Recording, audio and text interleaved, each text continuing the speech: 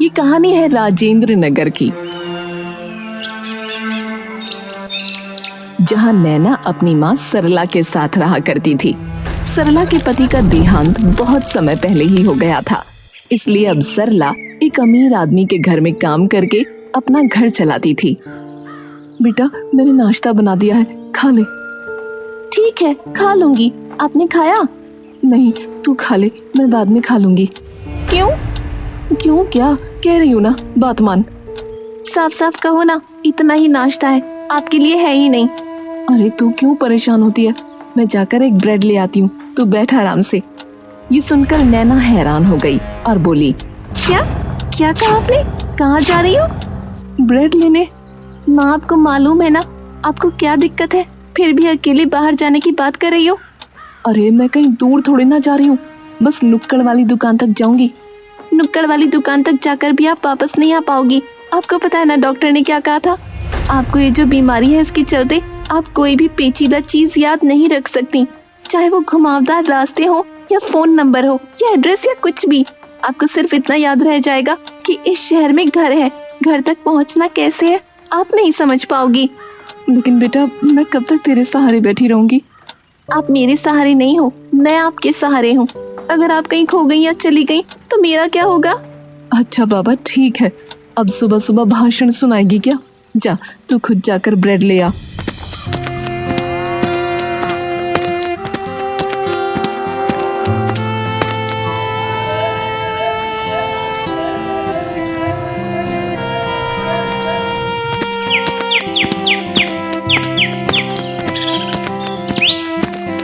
फिर दोनों ने मिलकर नाश्ता किया। इसके बाद सरला को काम पर जाना था।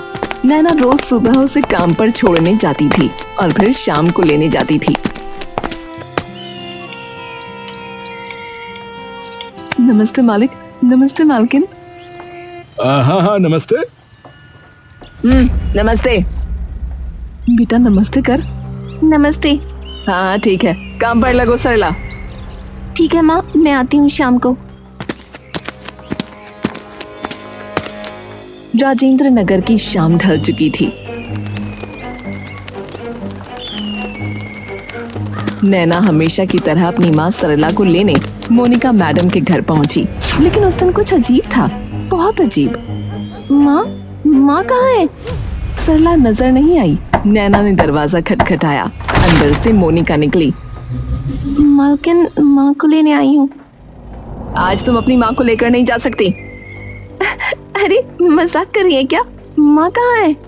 मैं मजाक नहीं कर रही लड़की, तुम्हारी माँ ने आज हमारे घर में तबाही मचा दी है। क्या? कैसी तबाही? हम लंदन से एक खास फूलदान लाए थे 20,000 का, और तुम्हारी माँ ने उसे तोड़ दिया। नैना के चेहरे से जैसे सारा रंग उड़ गया। उसके पैरों के नीचे से जमीन खिसक गई। 20,000? वो तो 2,000 भी इकट्ठा नहीं कर सकती थी। मालकिन, 20,000? वो तो बहुत ज्यादा है, लेकिन हम धीरे धीरे पैसे दे देंगे। प्लीज माँ को जाने दीजिए।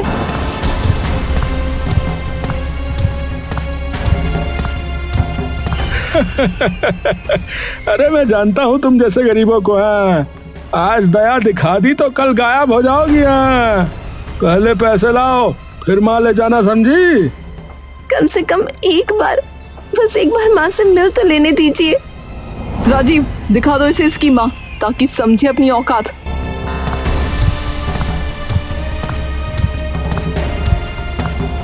सरला को जैसे कैदियों की तरह बाहर लाया गया। उसकी आंखें भीगी थीं, कपड़े गंदे हो चुके थे। बेटी, मुझसे गलती हो गई, पर तू क्या करेगी? इतने पैसे कहाँ से लाएगी? मैं लाऊंगी माँ, किसी भी हाल में, आपसे वादा करती हूँ।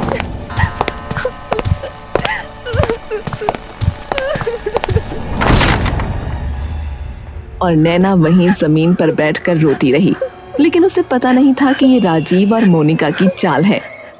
कितने दिन से हम सोच रहे थे कि फ्री की नौकरानी मिल जाए, आखिर तुम्हारा ये आइडिया काम आ ही गया।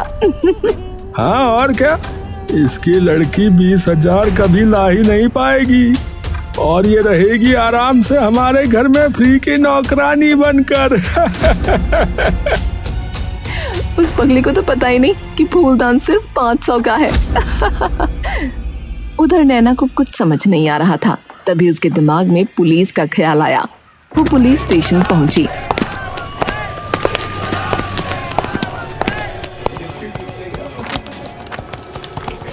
इंस्पेक्टर साहब, उन लोगों ने मेरी माँ को बंधक बना लिया है। वो बीमार है और उन्होंने बस एक फूलदान तोड़ा। चलो देखते हैं। वो लोग मोनिका और राजीव के घर पहुंचे। राजीव जी, जरा बाहर आइए। राजीव मुस्कुराते हुए बाहर आता है। अरे अरे इंस्पेक्टर साहब, कैसे आना हुआ है? आपके खिलाफ एक छोटी सी शिकायत आई है, लेकिन आप चिंता मत कीजिए, लड़की की ही गलती है। वैसे भी गरीब लोग ऐसे ही होते हैं। आप तो बस थोड़ा वो समझ गए ना। राजीव चुपचाप इंस्पेक्टर के हाथ में कुछ पैसे रख देता है। नैना जैसे पत्थर की हो गई। ये क्या, पुलिस भी इनके साथ मिली हुई है? अच्छा, तो ये बात है। कोई बात नहीं, पर मैं फिर भी लड़ूंगी। मैं हार नहीं मानूंगी।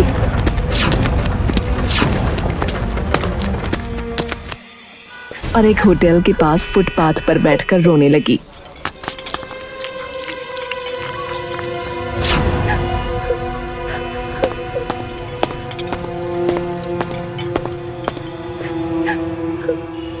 बेटी, ये लो पराठा खा लो, भूख लग रही होगी। धन्यवाद अंकल। लेकिन जैसे ही वो पराठा खाती है तो कहती है, ये क्या बनाया है? इसमें नमक है या चीनी? अरे क्या हुआ? ऐसा पराठा तो मैं भी न खाऊं। बेस्वाद, बेहुदा, इतना अजीब पराठा। तू कौन है बे? मेरे पराठों की बुराई करती है, हैं? जानती है मैं कौन हूँ?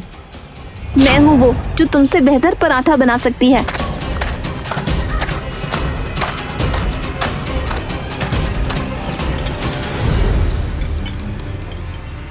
अरे अरे रुक जाओ सब, इतना शोर क्यों मचा रखा है? तुम कहती हो तुम इससे बेहतर पराठा बना सकती हो? हाँ, बिल्कुल बना सकती हूँ। अभी बनाकर दिखा देती हूँ। नैना को रसोई में ले जाया गया। उसने सादे आटे का पराठा बनाया, लेकिन उसमें था उसकी मेहनत का स्वाद, उसकी माँ के लिए उसका प्यार और आंखों में उसके संघर्ष की आग। हे भगवान, ऐसा पराठा तो मैंने जिंदगी में नहीं खाया। वाह वाह वाह वाह, क्या स्वाद है। हा हा हा। मैं भी मानता हूँ कि तुम मुझसे बेहतर है। बेटी, क्या तुम हमारे रेस्टोरेंट में काम करोगी? करूंगी, क्योंकि मुझे अपनी माँ को छुड़ाना है। नैना ने रेस्टोरेंट में काम शुरू कर दिया था। वो सिर्फ पराठे ही नहीं बनाती थी, बल्कि उनमें अपना दिल, अपनी मजबूरी और अपनी माँ के लिए तड़प भी डाल देती थी। हर टुकड़े में उसकी उम्मीद छटपटाकर जलती थी। हे भगवान, ऐसा पराठा तो मैंने कभी खाया ही नहीं।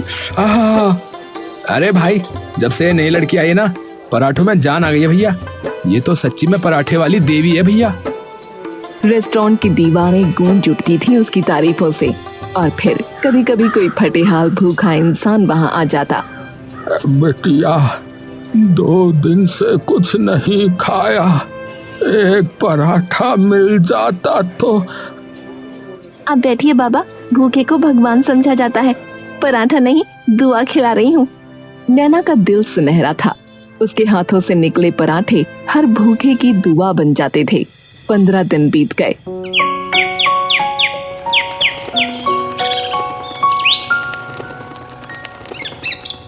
उस दिन रेस्टोरेंट का मालिक आया और उसने नैना को एक लिफाफा दिया।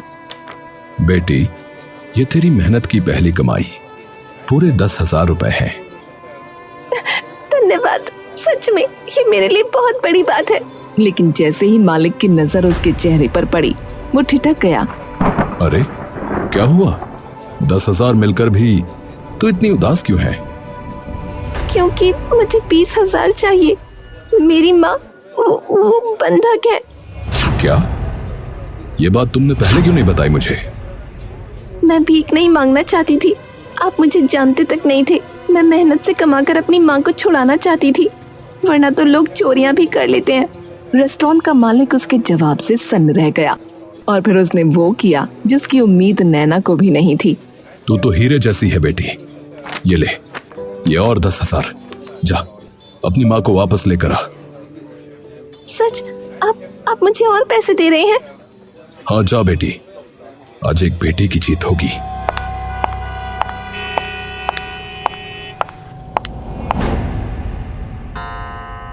ये लीजिए पूरे 20,000। अब मेरी माँ को छोड़ दीजिए।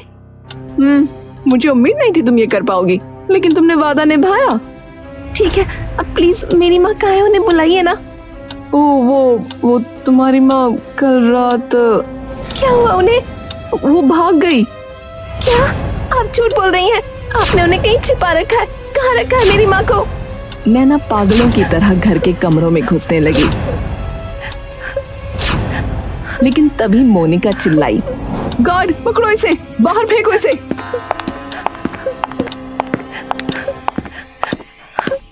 हमें तेरी माँ को रखने का कोई शौक नहीं है लड़की। वो सच में भाग गई। हमारी बात पर यकीन कर। दरवाजा उसके मुंह पर बंद कर दिया गया और नैना वहीं सड़क पर गिर पड़ी। नहीं माँ, आप भाग नहीं सकती। आप तो भूल जाती हैं रास्ते। आप वापस नहीं आ सकती। कहाँ गई माँ? अब नैना ने पूरा शहर छान मारा। मंदिरों के बाहर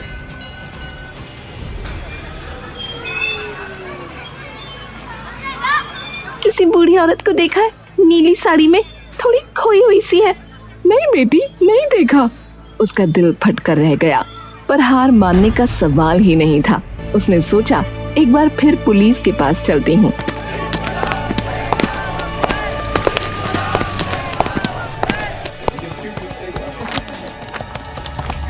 इंस्पेक्टर साहब, मेरी माँ गायब है, बहुत बीमार है, कुछ याद नहीं रख पाती, प्लीज उन्हें ढूंढिए। अरे फिर से आ गई तू? भाग यहाँ से, हमें और भी काम है। आप कैसे पुलिस वाले हैं? एक औरत खो गई है और आपको परवाह नहीं। तेरी माँ भागी या तू कहानी बना रही है, कौन जाने। चल हट यहाँ से। उसे पुलिस स्टेशन से भगा दिया गया। न कोई रिपोर्ट लिखी गई, न मदद मिली। कोई नहीं है इस दुनिया में जो मेरे दर्द को समझे। मैं ही अपनी माँ को ढूंढूंगी, चाहे जिंदगी दांव पर क्यों न लगानी पड़े। थकी टूटी बिखरी हुई नैना जब रेस्टोरेंट पहुंची तो उसके चेहरे पर वो चमक नहीं थी जो कभी उसके पराठों में झलकती थी। उसकी हथेलियां गर्म तवे पर काम कर रही थीं, लेकिन दिल कहीं और भटक रहा था। माँ, आप कहाँ हैं? क्या आप सच में मुझे छोड़कर चली गईं? तभी रेस्टोरेंट में एक गाड़ी आकर रुकी। उसमें से उतरे एक रौबदार अफसर, लेकिन आंखों में तेज। वो थे एसपी विजय सिंह। एक पराठा देना बेटी, बड़ा नाम सुना है तुम्हारा। नैना ने बिना कुछ कहे पराठा बनाकर परोसा, लेकिन उसके चेहरे पर मुस्कान नहीं थी। एसपी ने पहला निवाला मुंह में डाला और चौंक गए। वाह, ये तो पराठा नहीं, जैसे जादू है। पर तू इतनी उदास क्यों लग रही है बेटी? माफ कीजिए, मैं आपको नहीं जानती, पर आपने पूछा है तो बता देती हूँ। मेरी माँ को कुछ लोग बंधक बनाकर रखे हुए हैं और अब कहते हैं कि वो भाग गई। पुलिस ने कोई मदद नहीं की। मैंने समझा था पुलिस जनता की सेवा करती है, लेकिन यहाँ की पुलिस बिक चुकी है। एसपी ने धीरे से अपना कार्ड जेब से निकाला और नैना के सामने रखा। मैं एसपी विजय सिंह हूँ और तुम्हारी माँ को ढूंढ कर रहूंगा, ये मेरा वादा है तुमसे। नैना की आंखें हैरानी से भर गईं। उसने झट से पैर छूने की कोशिश की, पर एसपी ने उसे रोक दिया। चलो सबसे पहले उस थाने में चलते हैं जहां तुमने शिकायत की थी। ठीक है।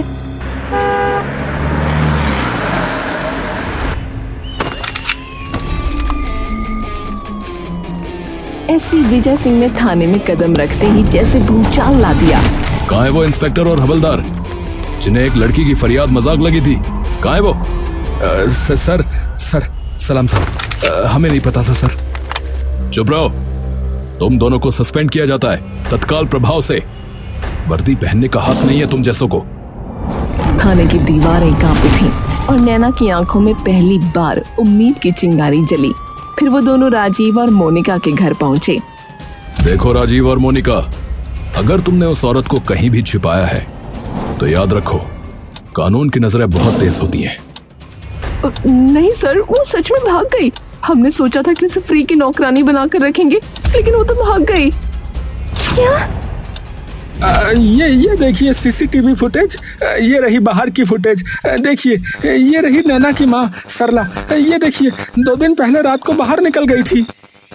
वीडियो में साफ दिख रहा था कि सरला डगमगाते कदमों से गेट के बाहर निकल रही थी।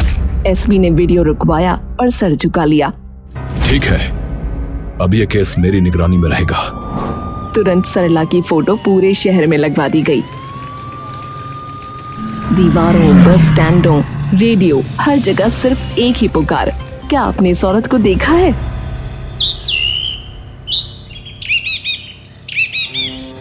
सरला का कोई अता पता नहीं। नैना की रातें आंसुओं में बीतने लगीं। इसी बीच एक दिन नैना रोड पर सोचती हुई जा रही थी, शायद माँ अब इस दुनिया में नहीं है। क्या मैंने सब कुछ खो दिया? तभी एक कार सामने से आकर भिड़ गई। धमाका हुआ, लोग भागे। नैना भी मदद करने फौरन पास पहुंची। अरे ये क्या हो गया? कोई मेरी मदद करो इन्हें बचाने में। ये तो खैर, इस टाइम मुझे इन्हें बचाने पर गौर करना चाहिए। उसने वो फौरन उन्हें अस्पताल पहुंचाया और वहां जब उन लोगों को होश आया तो राजीव बोला, नैना, तुमने हमें बचाया। हमें माफ कर दो नैना, हमने तुम्हारे साथ बहुत बुरा किया। माफ कर दिया, बस मेरी माँ मिल जाए, वो ही मेरी दुनिया है। अब हम भी तुम्हारी माँ को ढूंढने में मदद करेंगे। जो हो सकेगा वो करेंगे।